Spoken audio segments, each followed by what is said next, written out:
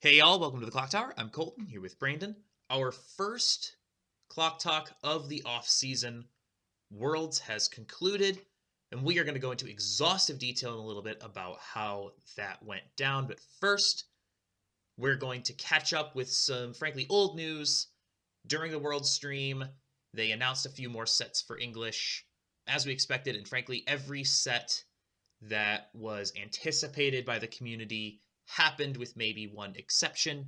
First, they confirmed that Review Starlight Relive, the mobile game set, will be coming to English, which they had already said before, but they reaffirmed that during that stream, which happened during the World's Finals. Slime 3, Azure Lane, Spy Family, and Guilty Gear Strive. It did turn out that the nose game clue was for Guilty Gear Strive, so that will be happening in English, as well as Hololive 2, which there wasn't a clue about per se, but we anticipated we were going to get that anyway. No real surprises here, aside from maybe Guilty Gear Strive from the World stream.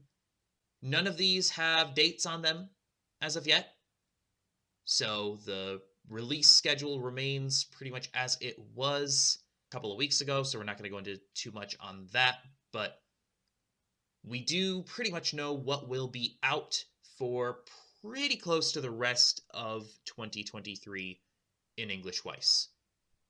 We're looking forward to it. Looking forward to some of these things coming out. We actually expect some of these to start getting dates relatively quickly here.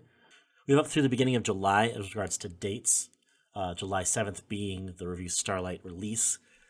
With Slime already out this year and Hololive just around the corner, if we expect around that 6-month time frame between the JP release and the English release, we'll likely see Slime end of July, early August, and Hololive at September-October range.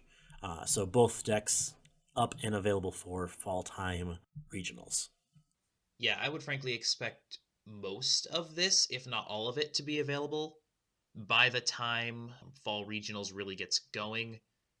Realistically, probably going to have a couple of releases in July, August, a couple of releases in September, something like that. So we'll probably have almost all of this by the time we get into the heart of the fall season.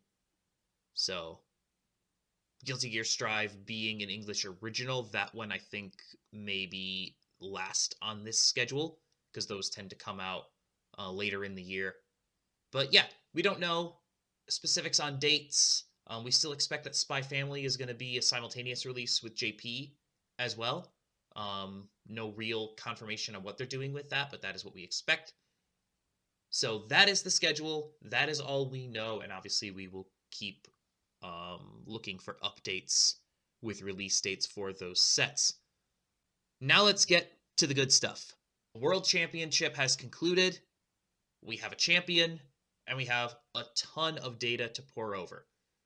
First, we want to go over top 8, talk about the players who made top 8, and then we will go into detail talking about a lot of data. We have a full spreadsheet with round-by-round data, set data, matchup data, deck data. It's all down in the description.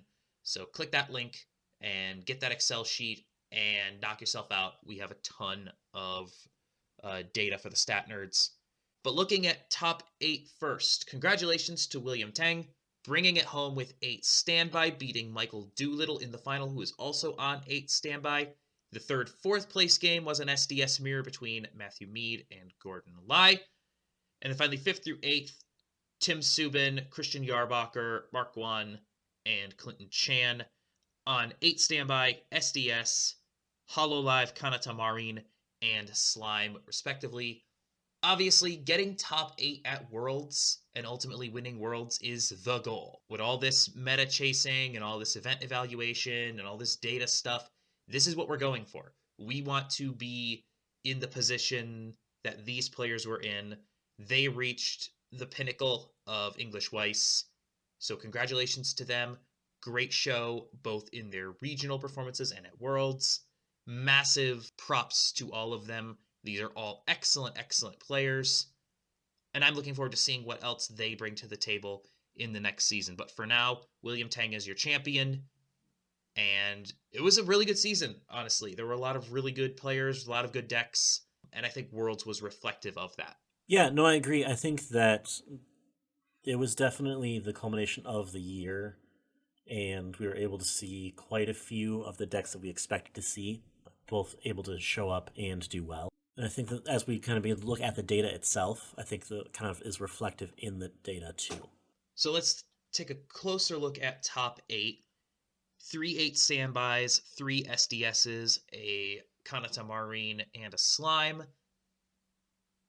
We have two clear top decks in the meta right now. Quintuplets 8 standby and SDS, Stock Soul, Escanor.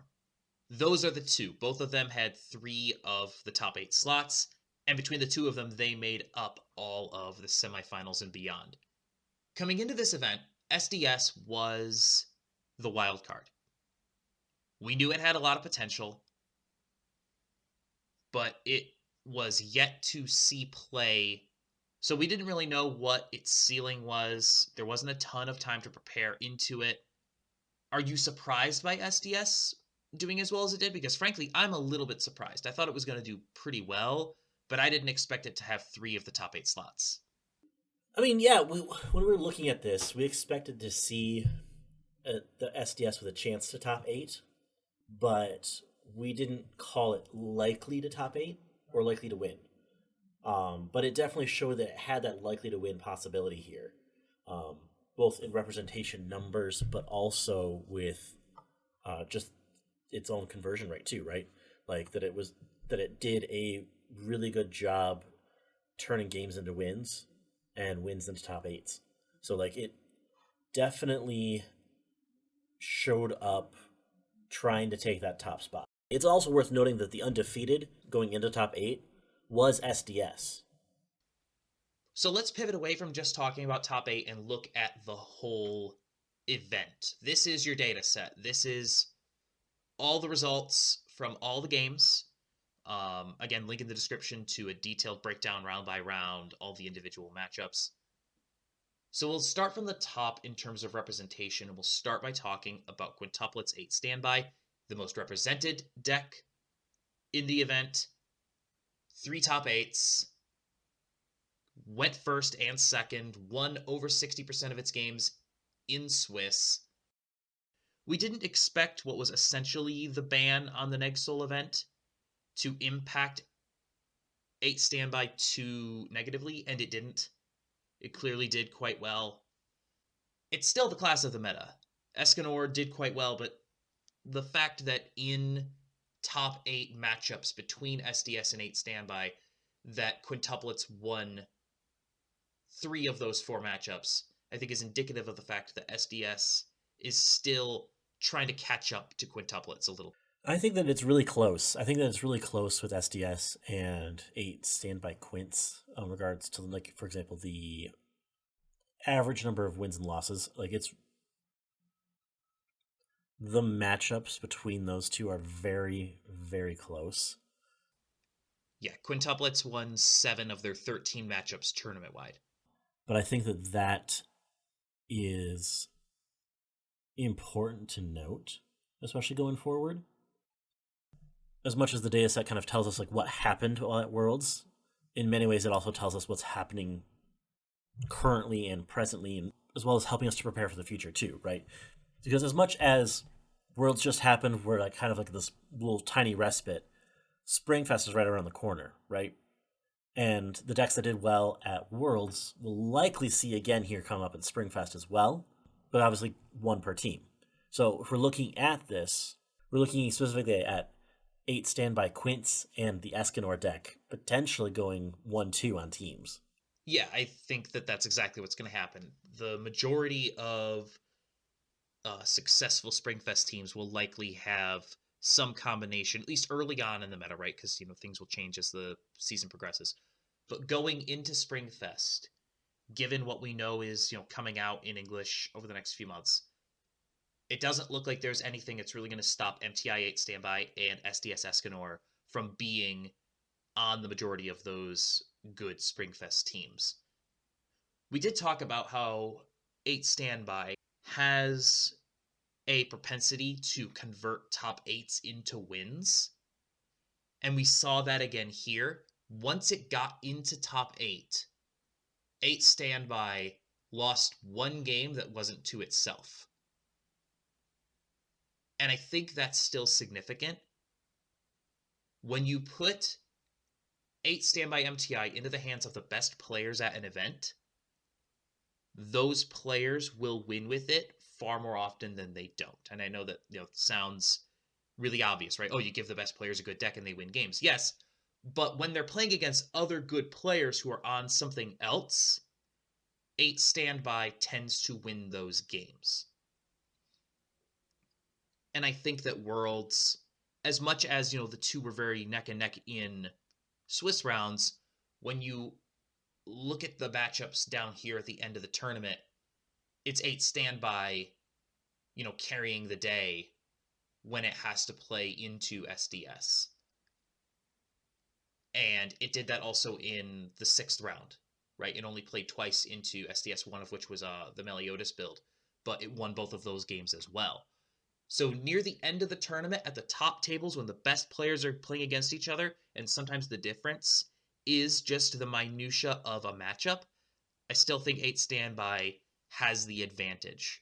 And I think that's what the end of this tournament demonstrates to us. But 8 Standby, obviously still an excellent deck. But, as we've talked about, the Escanor build, definitely the darling of the tournament, I guess you could say. It came in, did very well, had one of the highest win percentages in Swiss. It won 2/3 of its games in Swiss, and did well for itself in top 8. 2 of its 3 players end up in the semifinals before they run into 8 Standby. Escanor, clearly a deck of the future. Could it be the deck of the future? Well, I especially think it's worth noting that this was also like the first real tournament that this has been in since its release. And so I don't think that all of the lists that were brought were as optimized as they could have been. Like, they were optimized to like the degree that the players were comfortable and ready to play it. But I think could more optimization take place post Worlds? Yes, absolutely. Are people still going to be refining that list? Absolutely. And I think that as that list continues to refine, that it could even bump those numbers up. I think it could. And that's the scary thing with SDS, right? Is that it is, one little bit of tech away from maybe being able to play into that matchup more effectively. Because it did very well. Like, if you look at its data against everything else, it did very well against basically everything. There wasn't anything where you look at it and you immediately go that there's a weakness, except maybe for Slime, which we will get to. But against the majority of decks, had a winning record. It bullied Hololive, frankly, over the course of the event. 2-0 against Ruby, 2-0 against MTI. It's very good. It did well against AOT. I think the real number here is that 5-0 essentially against Kanata Marine. Like that, I think that's your big number that draws attention and draws eyes. There is how well that put out Kanata Marine. Yeah, and we'll get more into that. We're going to show more of those numbers, and we'll get more into more of those numbers a little later on. But yeah, no, by and large, SDS doesn't have really bad matchups. So it's going to do very well in Swiss. It's going to get into a lot of top 8s. And right now, I think the only thing that separates it from being a consistent event winner is this 8 Standby matchup, which it can win, right? Like, it didn't do poorly against 8 Standby here at Worlds. But I think that there's a difference between, playing into something in the early rounds of a tournament or even at a regional level versus the people you have to play at the very, very top. Now, for the majority of players, that doesn't matter a ton because, you're only going to get so many opportunities to play against the very best players in the world. But I think that might be the difference, is that when you put the best players in the world across from each other and hand one of them 8 Standby and one of them SDS, I still think 8 Standby has the advantage for now, because as you said, there's still a lot of testing that needs to be done, right? Like, SDS has only been out, a handful of weeks before this World's event. And people were so confident with it, like, off rip, immediately. The cards are essentially being revealed in the days still leading up to the set release because it's an English original. So we don't get a chance to test with it. We don't get a chance to look at it. And people were very excited about it immediately. There aren't too many new sets that get 8 players to play the new set, right? And, one of them was on more the old Meliodas package, but at the very least, you have 7 Escanors. That is a full, eighth of the player base on something that just came out in the weeks leading up to the event.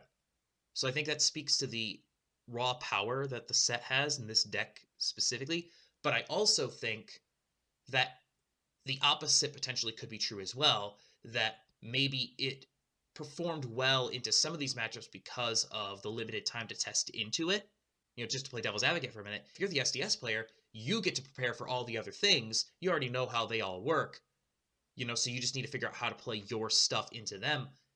The rest of the world, they've never seen your cards before, right? So while you can prepare more effectively into them, they struggle to prepare into you. So I'm curious to see what the next few months bring in terms of maybe anti-Escanor tech, people trying to play around that Escanor top end, because there are some ways, there's some weaknesses that can be exploited in that Escanor top end. I'm curious to discover whether the limited amount of time before Worlds was a boon for the SDS players, or if it was a hindrance. And maybe there's more potential that can be unlocked, or maybe people can figure out how to play into Escanor and maybe keep it further down and prevent it from actually ascending to the very top of the meta. But in any case, that's the matchup we're going to be looking at least for the first part of Springfest, is Escanor versus 8 standby quintuplets. So looking forward to seeing how that develops. Moving on to the rest of the meta that isn't these 2 decks, let's go based off of representation again and talk about AOT Salvage Choice. Yikes.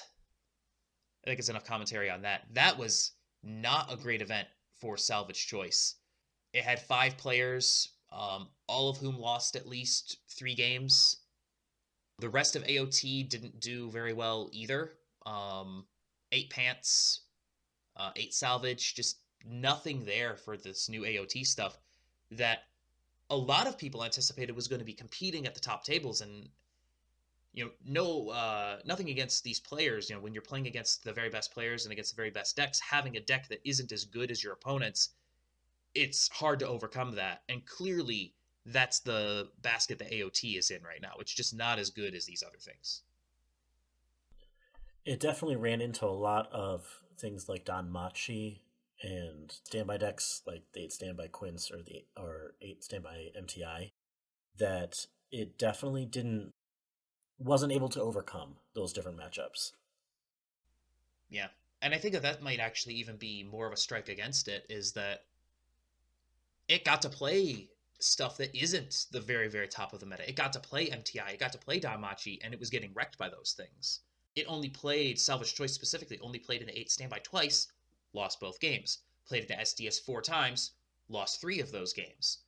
And 8 Pants and 8 Salvage didn't really fare any better. They went a combined 1-4 against SDS, Escanor specifically, and 8 standby quintuplets. So just rough all around for AOT by and large.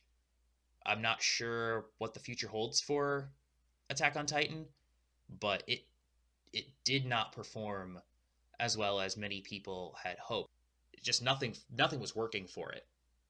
It definitely had a really rough showing at Worlds for sure, combined across all of the different builds. Just did not show up well.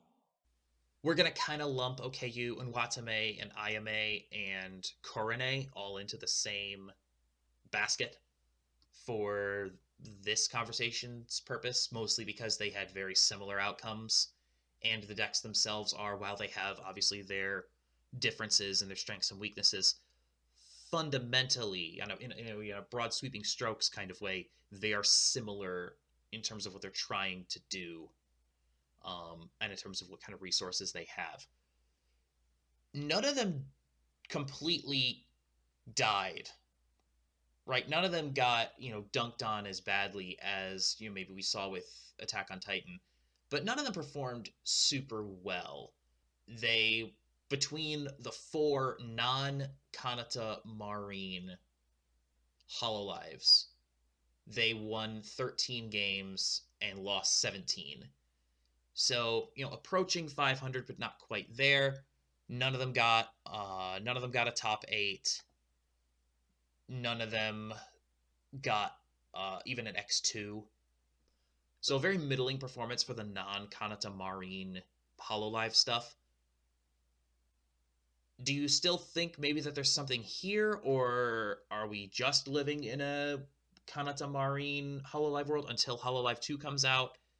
What's going on here? Because a Marine top end is still one of the best in the entire game because of how cheap and effective and consistent it is. And Hololive does not lack good profiles. It has basically any profile you could want. Is just good stuff 1K1 not enough when Kanata can just get you more stuff? Or maybe in a broader sense, is good stuff 1K1 not enough into an 8 standby slash Escanor meta? I think that you have a lot of selectivity with the Kanata Marine build, as well as you have the board potential to be able to use some of like the backups and defensive counters to slow the game down a little bit, and by doing so are able to potentially get an extra turn in to help kind of seal the deal a little bit more so than with the other builds. The other builds, you're trying to kind of recycle that level 1 combo over and over again to try to get those resources for the end game, as well as try to push damage. Whereas with Kanata, you can kind of play the slow game a little bit more and try to stick damage in a little bit more selectively, but also prevent damage coming your way. So I think that that ability to prevent damage coming back, as well as the ability to kind of push damage additionally, I think is a huge factor here. And I think is why we're probably going to continue to see Kanata in the numbers that we do. So let's shift over to Kanata Marine. We kind of separated it from the rest of Hololive, mostly because it has a different game plan. It's not trying to hit a level 1 combo that's trying to loop. It's, if anything, very comfortable with the idea of getting rushed to 2 just so it can then get its stuff down, plus aggressively bully smaller decks on board. But it only did slightly better than the rest of Hololive in Swiss rounds, and did very poorly against SDS. It did okay against 8 standby. Is this just could this spell the end of Kanata Marine? I think having that big glaring 0-5 versus SDS is worth noting and very much worth keeping an eye on. Because I think SDS, especially with its top game, having that Gil Thunder that can bounce a lane to essentially kind of work your way around the tap counter that Hololive's trying to play with defensively at the top with Kanata, that your racing to 2 almost becomes a detriment in this case, because SDS can continue to help push Kanata and avoid its defensive top end, whereas Kanata may not have the same kind of reach if SDS is playing a slower game. For me, that's a red flag going in. If I was to play Kanata Marine, that's a red flag for me. So definitely something to keep an eye on for sure. Yeah, if I'm still planning on playing Kanata Marine in Springfest, I need to figure out how to play into SDS, because clearly that was a very difficult matchup for it. Let's talk about the other 8 standby list that's just kind of been chilling out in the corner for what seems like the last couple of months. Mushoku Tensei, it's still around, and it's still pretty okay. It went 8-10, so not a bad showing, but not a good showing. It bullied AOT, but that's kind of about it. It went 0-2 against SDS. It feels like we've pretty well established at this point that MTI is basically just kind of worse quintuplets. Like, if you're playing the 8 standby archetype specifically, just play quintuplets at this point. Like, MTI is not bad. It's certainly good, but it's not as good as quintuplets. Quintuplets just has more pieces. It's better at what it wants to do than MTI. There are too many things that can bully MTI now, or at the very least, give it a hard time with its board. So MTI, it's serviceable. It's not bad. It's not a bad deck in the hands of a good player, but it's not where I think it needs to be really considered near the top of the meta anymore. Yeah, especially with the ban list that's in place, having to choose between the field pump or the tap counter, it definitely does make it a little bit more challenging to play both that offensive and defensive game. Yeah, and I have to imagine that the tap counter in particular would be super useful against Escanor. Being able to at least threaten it and force side attacks with the Escanor, or force Escanor to lean very, very heavily into its bounce. In any case, while that remains on the restriction list, I feel like MTI is going to remain kind of on the outside looking in when it comes to the top of the meta. Still good, but maybe not as good as it once was. Next, let's talk about Slime. Obviously, you are very happy with how Slime did in top 8, being the channel's resident Slime player. Clinton Chan goes to top 8 with it after winning the Chicago Regional. He expressed confidence in the list when we talked with him back during the Christmas live stream. That confidence pays out. And the other Slime player ends up going X2 as well. So overall, excellent showing for Slime. Is Slime back in the meta, boys? What are you talking about? Slime never left. I mean, you're not wrong, it didn't. It was very underrepresented at BCS, and we talked about, it would show out when someone gave it a shot, and it did it again here at Worlds. Slime being the only one doing the memory compression thing, I think has its own advantages. Kind of being off in the corner, not really being looked at, or not necessarily being the deck you prepare to play against. It's not a deck that you would typically consider to be dominating the field. But the players that have been bringing it have been doing really well, and we've seen those numbers continue to rise. Yeah, and there's also just not a lot of it, right? Like, why would you tech for a matchup that you're maybe going to face once if you face it at all? There are only 2 players in a 47-player field on Slime. When your odds of facing Slime at all are just not that high, do you really want to, put a lot of time and potentially slots into preparing for that matchup specifically? We talked last time when we were talking about Slime about how it still obviously has a high potential. It can still get cancels with memory compression, but that memory compression is becoming less and less viable as top ends get more consistent. And that was kind of the knock on Slime, was that maybe its memory compression engine wouldn't be enough to cancel enough damage in a meta that can stick damage at a high rate. And I think that the big telltale sign for some of that is actually Slime versus SDS here. Right. There's only 4 games between them, but Slime being able to take 3 of them, I think, does say a little bit about that. Well, Escanor kind of reads as like the anti-Slime, right? Because it's sticking instances of 1 over and over and over again. So it doesn't really matter how compressed you are. You're not canceling. You're still going to take, a couple points of damage every time Escanor swings at you.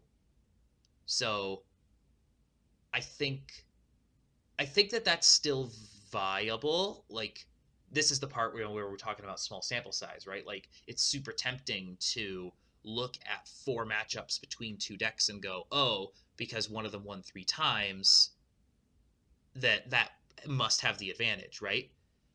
And we're trying to interpret this, responsibly, but also like it's interpretive, right? Like, we can't just look at the data and go, oh, this won X times against this, it must be better than. Like, that's not how it works. We try to use the data to interpret what actually is going on. Like, when we talk about 8 standby versus SDS earlier, like the data says this. Based on the data, we're trying to interpret that this might be the actual the actual reality of the situation.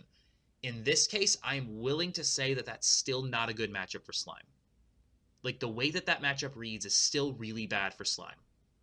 I am willing to think that what really helps benefit in that case is I think Slime's ability, especially with the decks brought, right? The book top end being able Hmm. to burn 4, swing for 3, Yeah. that the ability to potentially close from outside of level 3 Yes. is there. Yep. I agree. And so I think it's going to depend on a little bit about what does SDS do in terms of compression and what can it do in response to Slime's compression trying to get those cancels early. Yeah, and I think that high level players are going to be, if you're on SDS and you're looking through this, round by round, deck by deck kind of breakdown, you're going, oh wow, good matchup here. Won a lot of these, won a lot of these. The thing that really does stick out is that you went 1 and 3 against Slime.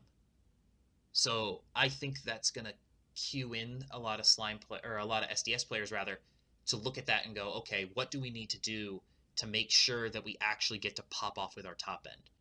Well, of the breakdown of how we have it set up now, Slime, other than 8 standby Quinns, is the only one to get multiple wins against SDS. Yeah, Like, yeah. even 2 is actually somewhat of a significant number here. Even SDS didn't get 2 wins against itself. There was only one mirror. But yeah, no, you're right. Like Slime, like if you're an SDS player, I think you're taking notice of this. You are at least aware, hey, Slime exists. Slime is still potent, and Slime can beat me. And I think if you're the SDS player, you're going to try to figure out ways to make sure that Slime doesn't beat you, whether that's finding ways to push yourself into 3 to make sure you get your top end off, whether that's, like you said, leaning more heavily into a compression game and not letting Slime's, 3-4-3-4-3-4 top end try to take you out, you know? Um, Whatever that looks like, I think that SDS players are going to adjust when they see this. And this is part of, this meta has only existed with SDS for like a month or whatever, right? This is part of that, is that this is the first time we've gotten to see these two decks match up with each other at a major event. And what we're doing right now, literally as we speak, is we are looking at this data, trying to come up with takeaways and trying to prepare for what that looks like going forward. Like for you, being a Slime player who, may or may not be taking Slime to a tournament near you in the next few months. But I think that's the same to be said for anybody that's looking at this data, right? Because we're looking at this data with the idea that, hey, look, spring is just around the corner, right? Because realistically, in 2 weeks, we're going to be doing our breakdown of the top 5 decks we expect to see in Springfest. And then 2 weeks after that, we're going to get the reverse results of our first couple games of Springfest. So we are just around the corner from Springfest as we are looking at this. So we're looking at this pretty intently, looking at what kind of matchups we're going to be seeing, what kind of matchups do we expect to see, and how do we expect those to play out. So it's definitely something to be keeping an eye on going forward, regardless of whatever set you're playing, is seeing how other people have played it and how well that has gone to better help prepare in your own matchups as well. Speaking of things you might see at Springfest, Danmachi. It did fine. It's Danmachi. It did Danmachi things. It dominated AOT, and I think that's part of the reason why it had as good of a record as it did. 4 of its 5 wins that weren't against itself were against Attack on Titan Salvage Choice. It also did win its only matchup with 8 standby. So, like, Danmachi's still around, and you have to deal with it. It's still, like, the 1k1 deck's 1k1 deck. It leans into its mill. It tries to get really big and kill things. It doesn't care about winning board defensively. Like, its top end is fine, leaning good. It's basically just the platonic ideal of what a 1k1 deck does. Lots of deck speed. It plays events. All right, real quick lightning round before we get into the matchup data that we want to go over. There were a few other things that showed up in small quantities. Usually just one player playing them. 8 salvage quintuplets goes 3 and 3. Waiting for the movie set. Like, it's still a good deck. It's a very good deck. But We're going to see more 8 standby than 8 salvage at Springfest. You might see occasionally a little bit of 8 salvage running around, but you're only allowed to run one or the other at Springfest, so you're going to see way more 8 standby than 8 salvage. This deck lies dormant until the movie set comes out. When it comes out, suddenly it will pop off and everyone will hate to play against it. Standby salvage. We didn't see a ton of the standby salvage stuff. It went 2 and 4. Again, we're going to see people either leaning into the standby during Springfest and then heavily into the 8 salvage come fall. Adventure Time. Standby choice. The choice top end is still good. It's still got a couple of wins, but it's still the standby level 1, which is just not very good. Insofar as it can still close games, it still has to get to a position where it can close games, and against better standby decks, it will struggle mightily against board. Ruby. Ruby is still doing its Ruby things. It's running 2 different standby level 3 combos in with the level 1 choice combo. It went 3 and 3, generally fine performance. Basically, it won whenever it played against a middle-of-the-road 1k1 deck like AOT or Adventure Time. It lost whenever it had to deal with anything that was big or did big damage at the top, like 8 Standby or SDS. Ruby remains very playable, but still kind of on the outside looking in. SDS Meliodas. This was Chairman's list, and he bubbled out of top 8. He went 4 and 2. I want to get your thoughts on this one specifically, Brandon. It went 2 and 0 against 8 Standby. 1 and 2 against other SDS, and it also beat Kanata Marine. Does Meliodas still matter? Like we had talked, in the early days when we were still kind of getting reveals for SDS that, maybe there'd be some support for Meliodas to really make a comeback. Is the comeback on for Meliodas? Do we still need to worry about this Neg Soul anti-damage thing? I mean, I think the deck is still really relevant. I think the problem it runs into is it shares the same set as Escanor. Those two are going to be competing against themselves for representation at Springfest. And I think that likely Escanor is going to win out. I think Escanor build is pretty straightforward as what it's trying to do, game plan wise. Yeah. And then finally, Tokyo Revengers. Is the meme dead now? 2 people played it, 1 on Dual Laners, 1 on Pachin, both finished under 500. Is Dual Laners finally over? Or do we need to pay attention to it for Springfest?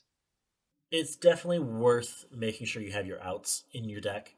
May not be as prevalent as what we have seen in the past, but I think it is still going to exist to some degree.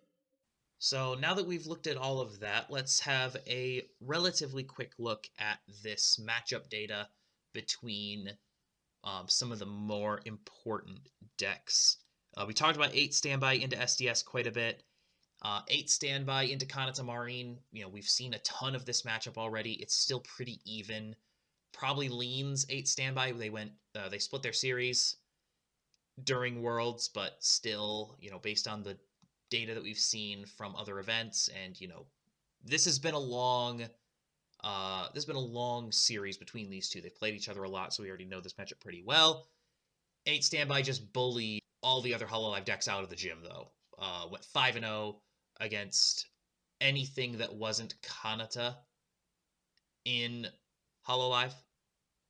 So, as far as matchups are concerned, 8 Standby, you know what this deck does. You know how it plays into things.